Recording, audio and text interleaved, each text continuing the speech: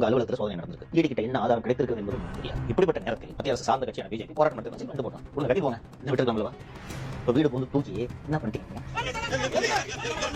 நல்ல ஆலோசனை செய்வ சொல்பவர்களை தன்னை சுற்றி வைத்துக் கொள்ளாமல் முட்டாள்களை தன்னை சுற்றி வைத்துக் கொண்டுள்ள முதல்வர் ஸ்டாலின் அவர்கள் என்றுதான் நான் பார்க்கிறேன். அமித்ஷா அவர்கள் எல்லாத்தையும் பார்த்துக் கொண்டிருக்கிறேன். எனவே திருடிட்டு போராட்டம் நடத்துறது போனா எங்க ஆளுகளை வேற நீங்க கைது பண்றீங்கன்னா உங்களுக்கு எவ்வளவு பொறுப்புருவான். எப்ப அந்த ஈடி டைரக்டர் கூப்பிடுன்னு சொல்லி என்னன்றது விசாரி என்று சொன்னால் அது முதல்வர் வீட்டை நோக்கி செல்லும் என்பதை நான் தொடர்ந்து வலியுறுத்தி வரேன்.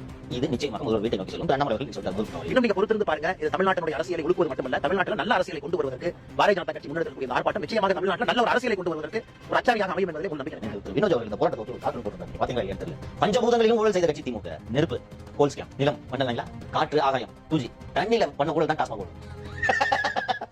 இந்த டாஸ்மாக் ஊழல் விவகாரம் தொடர்பா பிஜேபியினர் இன்னைக்கு போராட்டம் பண்றதா இருந்தது. அதுக்கு பர்மிஷன் கிடைக்கல. சோ அவங்க வீடுகளில் போயிட்டு கைது பண்ணுவாங்கன்னு எதிர்பார்க்கப்பட்டதுதான். பட் அதிகாலை 4 மணிக்கு போய் கைது பண்ணிருக்காங்க. இதை நீங்க எப்படி பாக்குறீங்க சார்?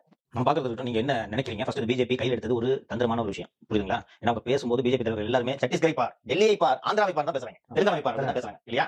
அண்ட் இப்போது கைதாகும் சமயத்தில் திரு அண்ணாமலை அவர்கள் ஸ்டாலின் தான் முதல் குற்றவாளி டாஸ்மாக் சொல்லிட்டு நாம பேசிட்டு இருந்த திரு அண்ணாமலை அவர்கள் சொல்லிவிட்டார். இது ஒரு காவல்துறை கடுமையான அடக்குமுறை. நீங்க சொன்னது போல காலையில இந்த சின்ன ஆஃபீஸ் பேரஸ் வீட்டுல போய் 4 மணிக்கு தூக்கிட்டாங்க. 3 மணி 4 மணிக்கு போயிட்டு எங்க யாரெல்லாம் வருவாங்க எல்லாம் தூக்கிட்டாங்க. டாக்டர் தமிழிசை அவர்கள், திரு அண்ணாமலை அவர்கள், திரு வினோத் அவர்கள் வீட்டுல காலையில விடிஞ்ச பிறகு போய் ஒரு 8 மணிக்கு போய் வாசலே நின்று வீட்டை விட்டு வெளியில வந்த உடனே பண்ணாங்க. திரு அண்ணாமலை அவர்கள் அக்கறையில இருந்து நகர்ந்து வந்து சிட்டி லிமிட் வந்தோடனே பிடிச்ச அவர்களை அழைத்து ஒரு மண்டபத்தில் வச்சிருக்காங்க. மாலை வெளியிட்டு விடுவார்கள் வைத்து விடுங்க. நீங்க சொல்லுங்க மாதிரி இது காவல்துறையோட இந்த நடவடிக்கை சரி தவறுகள் போன சட்ட ரீதியா சரி பண்ணது, அரசியல் ரீதியாக சரியான நடவடிக்கை என்று நீங்க நினைக்கிறீங்களா? இல்ல இவ்வளவு பெரிய அடக்குமுறைக்கு தேவை என்ன சார் இருக்கு? இப்போ இது ஸ்டேட்மா நீ வந்து அலுவலகத்தை முற்றுகையிட போறோம்னு சொல்றீங்க, வேடிக்கை பார்க்க முடியும் கவர்மெண்ட்? இது ஜனநாயகம் தானே சார்? அதெல்லாம் ஓகேமா, அரசியல் ரீதியா சரியான கேட்கலாம் உங்ககிட்ட. ஒரு அரசு முற்றுகையிட போறோம் ஒரு கட்சி அறிவிச்சாங்க, வேடிக்கை பார்த்துருக்க கவர்மெண்ட். அரசியல் ரீதியா சரியா? அரசியல் ரீதியா சரியா தவறா என்பதை தாண்டி அவர்கள் மேல வந்து எந்த தவறும் இல்ல அப்படின்னு வச்சுங்கன்னா போய் போராடிடும், நாளைக்கு என்ன பண்ண போறாங்க அப்படின்னு சொல்லிட்டு திமுக அரசு விட்டுருக்கலாம். தவறு இருந்தாலும் விட்டுருக்க வேண்டும் நான் சொல்ல வரேன். தவறு இருந்தாலும் விட்டுருக்க வேண்டும். இப்போ நீங்க வந்து போராட்டம் பண்ண வச்சு அதுக்கப்புறம் அரசு பண்ணா அது தெரிஞ்சுக்காது. நீங்க விடிய காலைல 4 மணிக்கு போய் அரசு பண்றீங்கன்னா இதோட வீரியம் தமிழக அரசுக்கும் தமிழக உளவுத்துறைக்கும் தெரிஞ்சிருக்கு அப்படின்னு சொல்லி தான் அரசு பண்ணிருக்காங்க. நான் அப்படி பார்க்கல.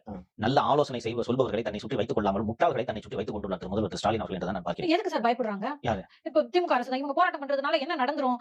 ஒன்றுமே நடக்காது. இவர்களே ராஜரத்னம் ஸ்டேடியம் பக்கத்துல எல்லாமே மூத்த தலைவர்கள் தான் என்ன பண்ண போறாங்க? ராஜரத்னம் ஸ்டேடியம் பக்கத்துல போய் கத்தி என்று விட்டுட்டா அவன் பாட்டு போய் ஸ்டாலின் ஒழிக இது ஒழிகன்னு கத்திட்டு போயிடுவாங்க. அதுக்கப்புறம் மொல்லமா ஒரு கேஸ் போட்டு வச்சுக்கோங்க. ரைட்டா? இது ஒரு முறை. இது கையாண்டா அங்க போயிட்டு நிறைய ஊழல் நடந்தது அதுன்னு சொல்லி நீங்களும் அரசு ரீதியாக கவுண்டர் பண்ணிக்கலாம். நீ ஊழல் செய்யா, நீங்க ஈடி கையில் வச்சிருக்கீங்க, அதனால ஊழல் வெளில வரலன்னு அரசு ரீதியாக கவுண்டர் பண்ணலாம். நேற்று அமைச்சர் திரு செந்தில் பாலாஜி அவர்கள் ஈடி பழிவாங்க கூட செயல்படுகிறதுன்னு ஒரு நேர்காணல் கொடுத்திருந்தாரு. அது முடிஞ்சிட்டு போயிருக்கும். கூட இருக்கீங்க சார், பிஜேபி தமிழ்நாட்டில் கால் ஊனவே விடக்கூடாது சார். என்ன பண்ண வீட்டுல தூக்குறோம் சார், நீங்க என்ன சார் கால் பண்றீங்கன்னு சொல்லி சிஎம் கிட்ட சரியான ஐடியான்னு சொல்லி போய் இவர்களை வீடு வீடாக கைது செய்ததன் மூலம் காலையிலே நேஷனல் மீடியா பிக்கப் பண்ணிடுச்சு. NDTV, இந்தியா டுடே எல்லாரும் பிக்கப் பண்ணி state president arrested, Selvam arrested, doctor Tamilisai former governor arrested, national media pick up பண்ணிடுச்சு. எதுக்கு அரெஸ்டட்? இவங்க போராட்டம் பண்ணாங்க. எதுக்கு போராட்டம் பண்ணாங்க? டாஸ்மாக்ல ஊழல். என்ன ஊழல்? டாஸ்மாக் டெல்லியில நடந்த மாதிரியே ஊழல். இப்போது அமலாக்கத்துறை இது தொடர்பான ஆவணங்களை தேசிய ஊடகங்களுக்கு கசிய விடுவதற்கு வாய்ப்பு இருக்குதா? ரைட். இப்போது நீங்க காலையில் 4 மணிக்கு போய் பிஜேபி நீங்க கைது பண்றீங்க. இப்போது மத்திய உள்துறை அமைச்சர் அமித்ஷா அவர்கள் இதை எல்லாத்தையும் பார்த்து கொண்டிருப்பாங்க. என்னடே திருடிட்டு போராட்டம் நடத்துறது போனா எங்க ஆளுகளை வேற நீங்க கைது பண்றீங்கன்னா உங்களுக்கு எவ்வளவு பொறுப்புருவான். அந்த ஈடி டைரக்டர் கூப்பிடுன்னு சொல்லி என்னன்றது விசாரி என்று சொன்னால் அது முதல்வர் வீட்டை நோக்கி செல்லும் என்பதை நான் தொடர்ந்து வலியுறுத்தி வரேன். இது நிச்சயமாக முதல்வர் வீட்டை நோக்கி செல்லும். அண்ணாமலை அவர்கள் சொல்லிட்டு முதல் குற்றவாளி நேற்று திரு வினோத் அவர்கள் இந்த போராட்டத்தை ஒரு கார்ட்டூன் போட்டிருந்தாங்க. பாத்தீங்களா? ஏன் தெரியல. பஞ்சபூதங்களிலும் ஊழல் செய்த கட்சி திமுக. நெருப்பு, கோல் ஸ்கேம், நிலம் பண்ணல, காற்று, ஆகாயம், தூஜி, தண்ணில பண்ண ஊழல் தான் டாஸ்மாக் ஊழல் என்று போட்டிருந்தார். இப்போது நேஷனல் மீடியா பிக்கப் பண்ணிடுச்சு. இப்போது நான் இந்த அமலாக்கத்துறை அதிகாரிகளிடம் பேசிய போது திரு செந்தில் பாலாஜி அவர்கள் சிறை சென்ற பிறகு, அதுக்கு முன்னாடியும் ஒரு மாதிரி நடந்தது. செந்தில் பாலாஜி அவர்கள் சிறை சென்ற பிறகு முத்துசாமி ரொம்ப வயது முதிர்ந்த பெருசா இதுல தலையிட்டது. அவர் சிறை சென்ற பிறகு இந்த டாஸ்மாக்ல கொள்முதல் உள்ளிட்ட விவகாரங்கள் அத்தனையும் உதயநிதி கண்ட்ரோல் அவர் பாக்குறது இல்ல. அப்ப நம்ம நடுவில் நம்ம துடு பார்க்கலாம்ல. அதனால் இவர்கள் கட்டுப்பாட்டுக்கு வருகிறது. சோ எந்த லிக்கர் ப்ரொக்யூர் பண்ணணும், எவ்வளவு ப்ரொக்யூர் பண்ணணும், டபுள் சேல்ஸ், இது எல்லாவற்றையும் முடிவு செய்வது திரு அன்பில் மகேஷ், உதயநிதி ஆகியோர் அடங்கிய டீம். இதை ஃபெசிலிட்டேட் பண்றதுக்கு ஒரு லைசனா ஆறு எந்த அதிகாரிக்கு இன்ஸ்ட்ரக்ஷன் கொடுப்பாங்க? டாஸ்மாகோட மேலாளர் இல்லையா? திரு விசாகன் ஐஏஎஸ் அவர்கள் தான், அவர்கள் அமைச்சர் எல்லாம் இவங்க தொடர்பு இருப்பாங்க. அமலாக்கத்துறை சோதனை நடத்திய போது திரு விசாகன் ஐஏஎஸ் அவர்கள் போன் யூஸ் பண்ண விட மாட்டாங்க. வாங்கி மொத்தமா ஒரு மிரர் இமேஜ் டம்ப் எடுத்துட்டாங்க. அதில் திரு உதயநிதி, திரு அன்பில் மகேஷ் ஆகியோருக்கும் இந்த லிக்கர் ஊழலுக்கும் என்னென்ன தொடர்பு என்ற எல்லா ஆதாரங்களையும் அமலாக்கத்துறை எடுத்து விட்டது.